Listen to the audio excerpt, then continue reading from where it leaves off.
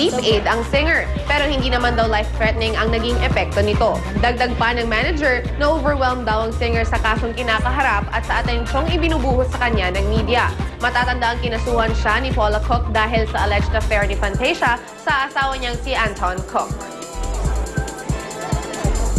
Kwento ng Sister Act na pumatok bilang comedy film muling nabuhay bilang isang theater musical. Hindi syempre mawawala dito ang nagbigay buhay sa istorya ni Dolores na si Whoopi Goldberg. Pero sa live version nito, hindi ang bidang role ang gagampanan niya kundi ang conservative na si Mother Superior.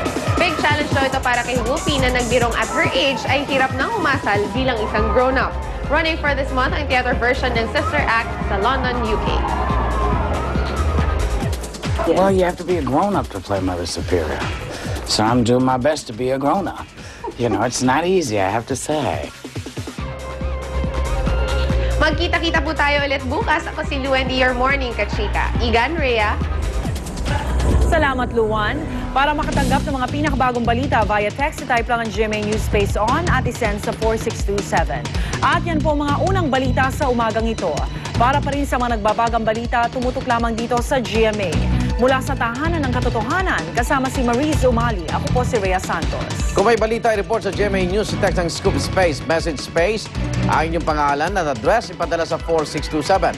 Sa ngalan ng bumubuo ng GMA News and Public Affairs, ang impila ng serbisyong totoo. Mga igan, ako naman Arnold Glavio at ito ang unang balita.